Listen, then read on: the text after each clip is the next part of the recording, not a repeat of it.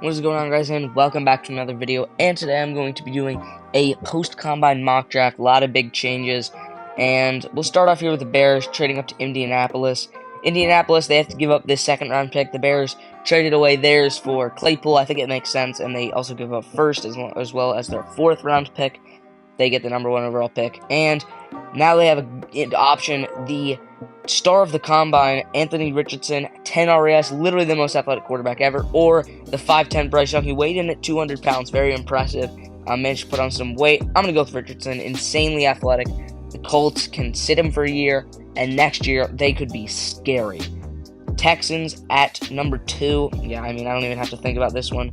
It is going to be a quarterback, and that quarterback is going to be Bryce Young. He's might be the best player in the class. He's one of the best quarterbacks. He's very talented, and he weighed in pretty well. He's just so productive, super creative. He has the playmaking, that elite playmaking that really makes a lot of quarterbacks great, like Mahomes, Josh Allen, Burrow, all these guys, Hurts. And he's really good at it. He can play within system, but he can also extend plays. Cardinals, J.J. Watt retiring. They need an edge rusher. Will Anderson Jr., super good. He is maybe not quite the Myles Garrett prospect, but he's pretty much there. He was super productive, and he's super athletic. That's everything you need. Bears, Jalen Carter, might be the best player in the draft. Another one. Those kind of top 4 guys are really in a tier of their own. Carter, obviously, some off-the-field issues. Falls to 4. Steal for the Bears. And here, I actually like them trading down with the Panthers. Panthers give up their next year first-round pick. The Seahawks, they can probably get a similar player they want at 9. They can get an edge rusher or a lineman, and they get to move down. And the Panthers get to move up and take their quarterback, leapfrog the Raiders, get a better guy.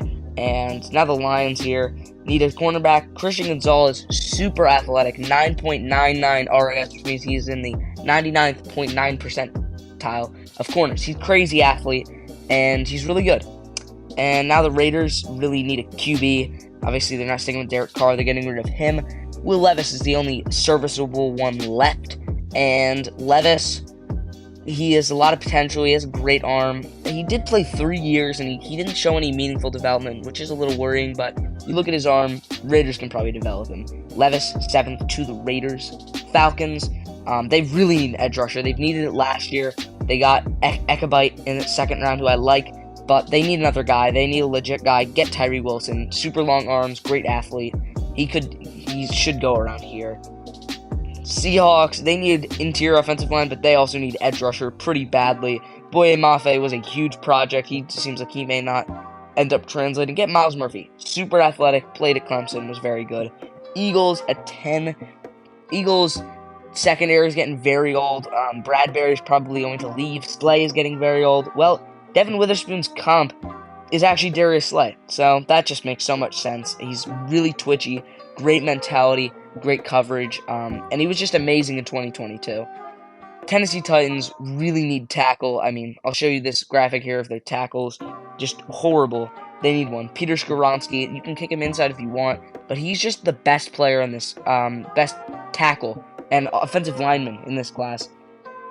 Texans need a receiver, and I've had them go Jordan Addison for a long time now, but Jackson Smith and Jigba did great at the combine, and he chose not to run the 40-yard dash, which is probably good for him, but he was unbelievable in the quickness and agility drills here. As you can see, he was so good, so I'm going to go with him. He also was super productive. As you probably know, he had almost 1,600 yards in 2021 and a great PFF grade, so he's super crafty route runner. He's not a great athlete, but you look at players like Amon-Ra St. Brown, he's going to be Amon-Ra. He's going to be this top, 10, 15 receiver in that range, and that's really what you want out of the 12th overall pick. Jets, tackle, Paris Johnson. He's really the best player left for them. Again, here the Jets graphic. They really need tackles. Mekhi Becton, even if he is healthy and at a normal weight, they still need another guy. And, Paris Johnson, very athletic. He can fill that role. Patriots here. They need a weapon for Mac Jones, and I've had them going Quentin Johnson for a while, but, he didn't run the 40, and while he was good, I just think that Jordan Addison from USC just might be a little better. Slightly underwhelming at the combine, didn't run that fast, but I think he had he was a little sore, he had some tightness thing. So I'm going to trust that, and we're going to have him going 14th to the Patriots. They get Mac Jones, a legit weapon, after a long time. They're also probably losing Jacoby Myers, so they really need a receiver here. Packers, the Packers are in an interesting situation here. They could go with Michael Mayer. I've seen a lot of people pick that. I don't think Michael Mayer is going to go that high. Did not test well at the combine. Isn't that athletic. He's just not special. And players that aren't special at a position that's not that important, like tight end, don't go that high. Could go with Quentin Johnson. I don't like that. You already have your athletic guy with Christian Watson. And guess what? They are losing Amos this offseason. They had their safeties and their slot corners. It's been a little inconsistent. How about you get just a really good player, similar to JSN? Give me Brian Branch. Maybe he's not a first-round athlete. He's a first-round player, and that's for sure. He just plays really well. He's a really good player. Should be great with the Packers there. And maybe that's the one piece that finally gets their defense to like that top 5, top 3 level that they seem like they have the talent they've had the talent for a while. Commanders at 16. I've had Joey Porter for so long. It's one of like the most popular consensus picks. It just makes sense. Like, they need a corner. He's available, and he is a great value at 16. I can tell you that for sure. I have him 11th on my board. Steelers also need a corner. This is a bit of a new pick. A lot of people have him taking Cam Smith, Keely Ringo. Give me Deonte Banks. Tested unbelievably at the combine. 9.99 RES. Insane athlete. Like, absurd. Ran a 4.35 40-yard dash with a 1.49 split. As you can see, all the stats here. Insane vertical. He's so athletic, and he's pretty good at Maryland this last year. He's got all the tools. Steelers really need a corner, as you can see here. So I like that pick a lot. Next up, Lions at 18. I've liked this pick for a while. They really need defensive line help. We took a corner because that was their biggest need. They could use some interior help. And Kalijah Kancey or Brian Brzee is a tough question. I think this is really a toss-up. Brian Brzee, a bit more athletic. I mean, he was such a high recruit coming out of college, and he has all the athleticism. His high school production was ridiculous. Now, he did have some injury stuff, didn't play that much, but I think that Kalijah Kancey a little undersized, and Brian Brzee, just, he should be great for them. And next up, we got the Bucs. The Bucs need pass rushing help, and I think it just makes sense. They need a fast guy. Nolan Smith, probably definitely the best player available in my opinion. He's so fast, just absurd. Ran a 4.39 at the combine for an edge rusher. That's faster than Jordan Addison. That's faster than most receivers. I mean, he's just an insane athlete and insane. He's like the 18th best recruit of all time, like the best out of his class. He's gonna be so good if he can overcome his injury concerns. Certainly worth it for the Bucs here. Seahawks need interior offensive line. How about get the best one in the class? And Osiris Torrance. He's just very solid, very athletic. He was just built in the lab to play guard. Like, he is just made for it, and he should be great there. Chargers, they really desperately need speed. How about take the speedster Zay Flowers? Added a ton of weight, but managed to still run a 4.43 up to 182 pounds at 5'9". He is so agile, so explosive. As PFF explains it, like, his agility, he's got the can't touch him in a phone booth type ability. And I think that's exactly what the Chargers need to become a top 5-3 offense and let Justin Herbert just dominate with some legit speed, because they had nobody last year. Their fastest player was like Eckler. It was sad. Ravens at 22. They need a receiver, and what a steal they will get with Quentin Johnston going 22nd overall. Maybe not super refined, needs to be better route runner, but when you get someone that athletic at 22, I mean, it's just a great pick, and the Ravens really need a receiver. This pick just makes so much sense. And let's just look back to the mock draft. So far, going super well. Anthony Richardson, Bryce Young, CJ Stroud, Will Levis. That's a QB order.